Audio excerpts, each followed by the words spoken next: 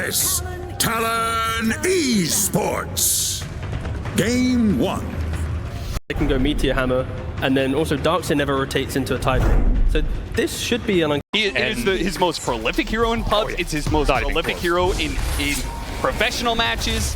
It's everywhere. Nisha actually using the early Q to be able to stop Q and gets them a really fast. So if you're Liquid, this is another type of game. You have Enchantress, you have Primal Beast, you have a little powerhouse of a lane, especially for a Darkseer that doesn't have a melee for to combo with. Oh, Nisha playing the margins there. He went down to below 10 health against that final hit from Makoto. Makoto's still playing for it. Paragon's going to come in, and he's going to be in a bit of trouble here. Nisha is going to be slapped down as the creeps were. He's looking straight back towards mid. Yep, here he comes again. Now, Nisha has been holding on to the onslaught this entire time. Another reason why he's struggling in this lane, he can't use that ability. Otherwise, Q's going to come in and punish him, and he almost gets him there with the torrent. Not quite. He's going to try and bottle up, but it looks like he's just going to be chased down.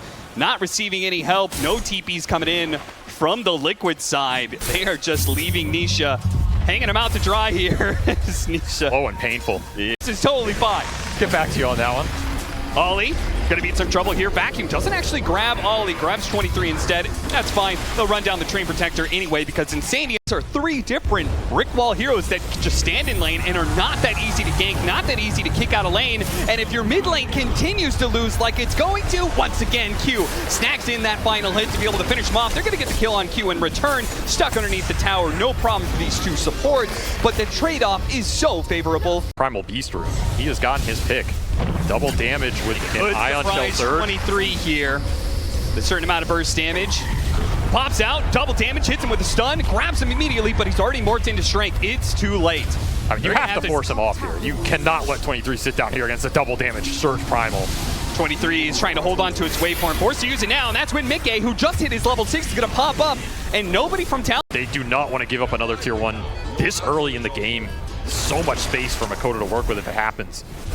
This is a tough fight, though. There's a lot of HP to chunk through. Oh, this is going to be a rough one. Trying to kill a Tidehunter under the towers with the Ravage and grab bait. He couldn't get it off. Oh, just no love there from the Kraken Shell. Just missing Overgrowth. You were missing the Nature's Wrath. Now you have your Fury on 6. You're still looking for the levels on Ollie. Jabs is going to be spotted here. Nisha. Another power in an opening.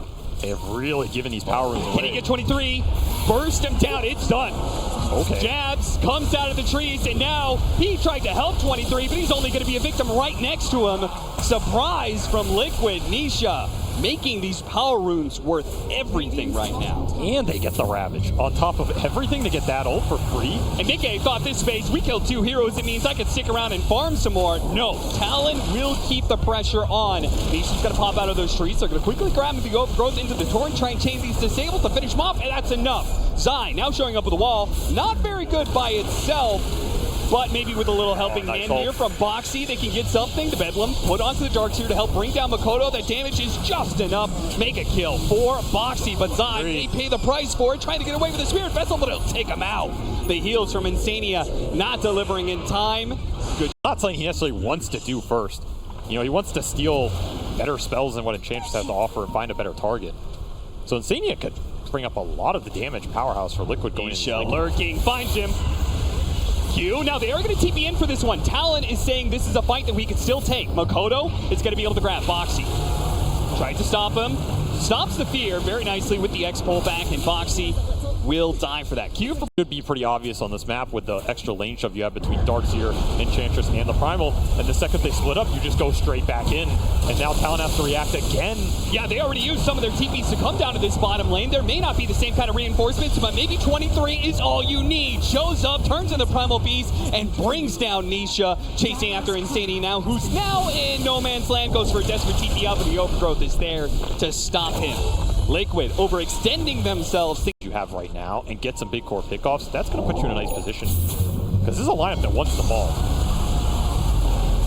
TP coming in from Q to help out here. This is not an easy kill. In fact, Mickey is going to be able to make even the odds. 2-2. Zai trying to get away with the Surge while Mickey wants to finish off Q. And now Nisha is going to join in on this party, making a 3-on-2. Makoto, he pops a blade mail. He's pretty tanky. Is he receiving any help, though? Doesn't look like it. Liquid will deliver more numbers. Makoto is forced to use the beach. Nothing. They do hold a bit more of the map, and they do have, I guess, the Midas advantage, 1-0. He's going to walk into Nisha and casually vote him. Now Nisha doesn't have a BKB. He's going for that Blade Mail Heart build. The magic damage could control him, but the overgrowth, it could not get there in time. Ollie, of course, canceled it, knowing it wasn't going to be there, so that's fine. They still have that objective. That's why they're trying to smoke up and catch more. They seem to be pretty confident about taking a fight right now. No vote to take this fight, however. They just burst down the Train Protector, but at the same time, great Ravage. 23 shows up with the Primal Beast form. Oh, but he got feared rumble, he got feared up, and he couldn't actually stop it. He Kraken Shells, gets jabs out of there, but he's blocked in by trees. Q was trying to make his own escape, but it's denied by Boxy. But they don't care about Q. They want the big watermelon. They're going to try and burst him into pieces here, gobble him up, and Nisha will take him down. Oh, Nisha just gets any fight they can, any pickoff that they see, like Q here in the top lane. Sai, he'll throw down the wall just to slow him down, see if the TP comes in. The vacuum's going to stop that TP, and now Boxy is here to be able to ensure there's follow-up disables. It's going to be tough for some of these supports, particularly Q. Might have the roughest time here. 23 uses the waveform here to try and farm this hard camp. Could be in trouble. Run over by Nisha. Try to get him with the fear. He does manage to get off the Shadow Realm. That'll protect him for a serious amount of time. Pops Manta, waveforms away. Great morph there from 23 that keeps him alive and might even be able to get a return kill here.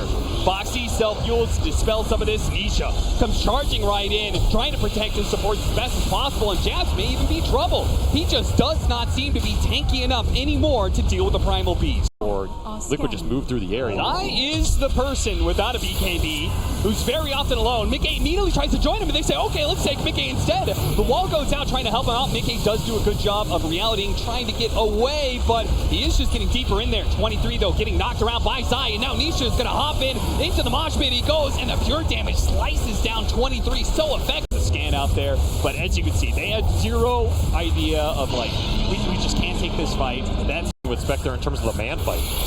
I don't see it. Ollie, he was out there. I mean, him and Q are... Decide enough is enough. They will not wait for 23's MKB. Mickey immediately jumps on a jab just like all the times before. They don't want to go on him, though. Yeah, it is tough to bring down this Spectre. They're trying to get Liquid to overextend, perhaps, and Nisha, he'll oblige, jumping right in there. But again, another target they simply don't want to go for. Trying to bait them in deep for this Ravage, but I mean, Jabs is deep. Oh, he tries to go for the Ravage, but it's not good enough. And now the shots, the rainbow shots out from the Enchantress raining in. Jab's going to be punched to death. Zai, I mean, the damage will eventually come in. It's just a question of who else is going to be joining him in the Pierce. Makoto is forced to use the BKB, and they don't have anything to pierce that one. Losing 2. Way too tanky. Liquid has been playing impatient, just waiting for them to make a mistake. And when they finally did, they're going to take a lane of barracks. They're going to take even more, and Makoto dies now. Dive tier 4s, and it doesn't matter. You have to wait for everybody to be up here. I don't know if this game's still going to be going by the time your Kunk goes up. Yeah, at this rate, the way they keep on losing heroes, it's not going to be a lane of barracks. It's going to be... Okay, there's some damage. 2, 3. You get the jump in. He's get those shots from the Shadow Realm. Torn comes up. Beautiful backing with Nisha immediately with the follow-up there.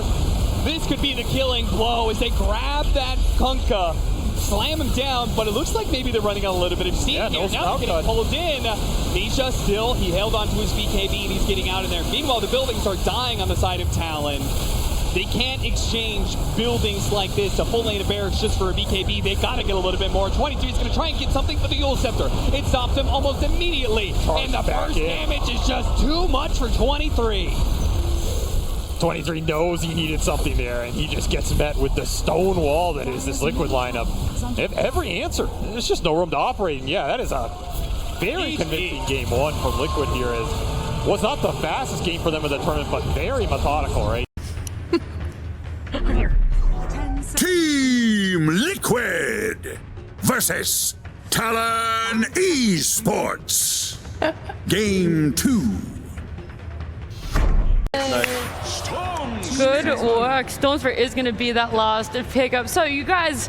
Zeus Shaker, Terrorblade. It's all about the late game team fights here. You're going to be a powerhouse if you get there. At the same time, Liquid, they have a lot to combat that team fight with displacement with the Tuskar, and if you give them a first blood again... The second first blood of the series going. The second most played hero of this tournament, just one behind the Muerta right now. 33 games of Bristleback. And while he... I'll man up and be open about it. Now, is that correct? I don't know, but oh, rotation from Q surprises Nisha. Yes, for sure. Or at least you're going to get the 50-50 and DD top. Really nice news for Talon. That is a rune that Nisha really needed here. Nisha's going to fight for this one. Thunder God's Wrath bursts down the Tusk, and looks like Insania is going to be in trouble as well. They only need a couple more hits, and they will easily get back. Makoto walks away. They pick up a lot of pace and nice Fisher cancel. Oh, things are beginning to turn badly now. Now, he does have a lot of stick charges and a Lotus, but against this many heroes, they rotated so much on the side of Liquid into mid that Mickey has no help, and there was even 23. Play around Makoto, who's giving Nisha absolutely nothing for free. Yeah, who's hunting who in this game?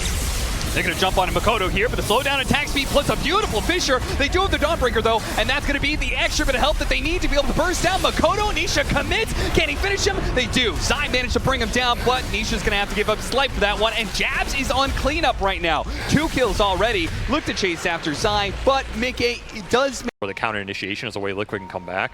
So you're not on some crazy clock here for Liquid. It's just, that was not the start you were hoping for. And you're still looking for some action here. Only 3 kills in 11 minutes. Jabs. He's been playing so forward in this lane. Dude, they're going to bring 4 heroes to bring him down. Team Liquid, they really wanted to get this punish. He's gone through that same thought process. His build has changed, but he's going to be caught. Q revealing himself with a Blink Dagger.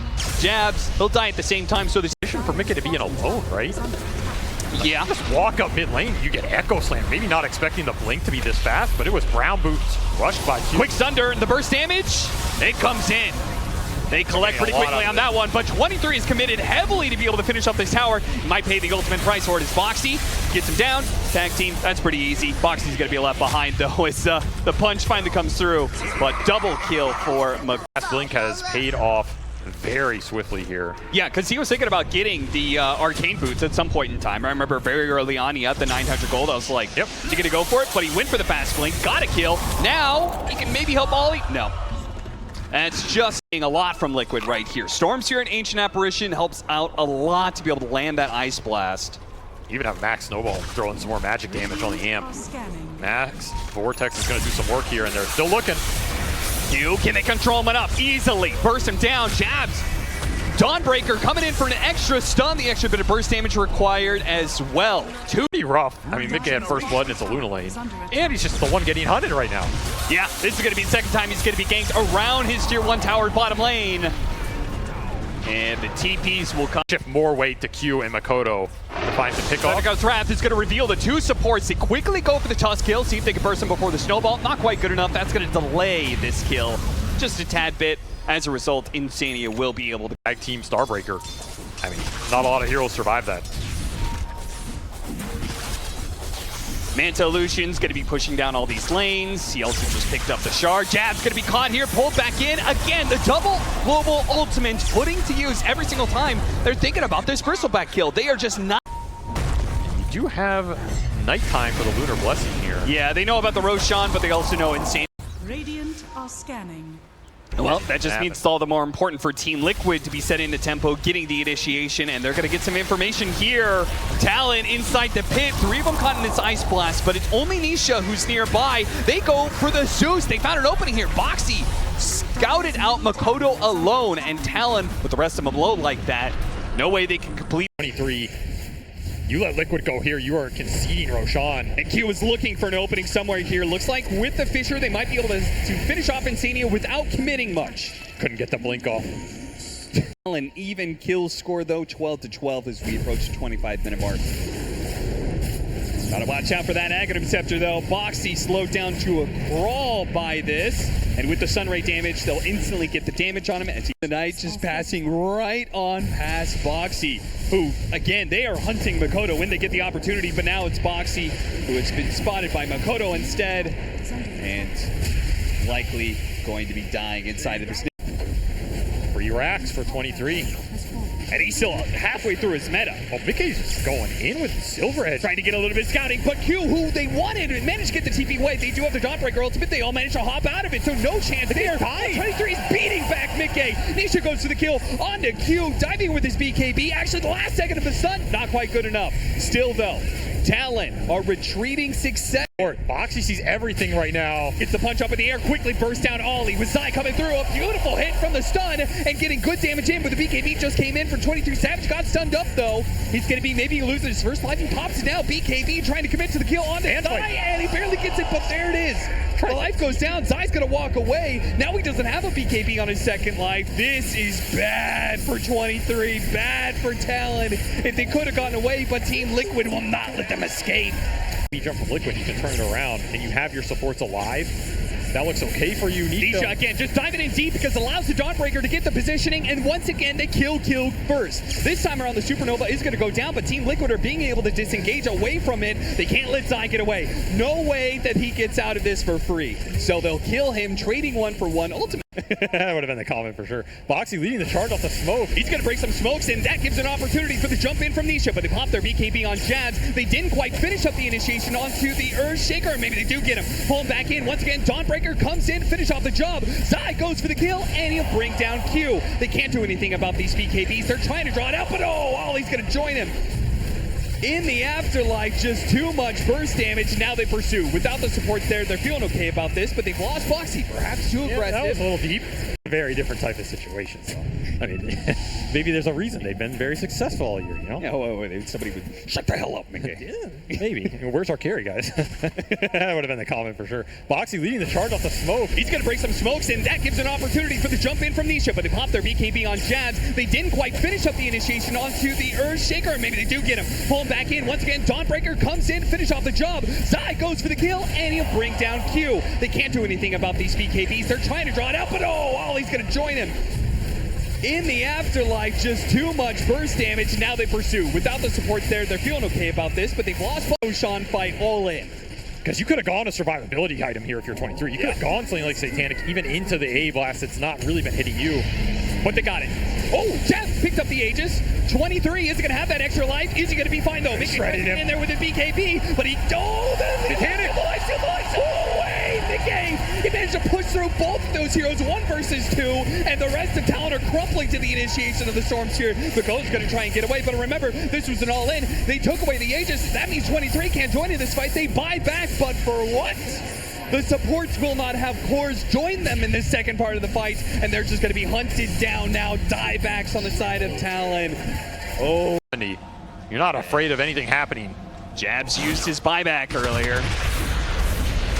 I mean, number 10 for him would be a death sentence here. BK gets close, pops the break. He gets up the BKB, though. This time around, the Fisher is really nice. He gets on to 2. They're going to turn around, try and deal with the Supernova. Mickey's hitting it. He's able to get it while they've also finished off the Terror Blade. No Thunder opportunity. They pop the cheese on Jabs, but without a Terror Blade, there's really nothing left for Talon. They're going to call it here. GG. Team Liquid continuing to have Talon.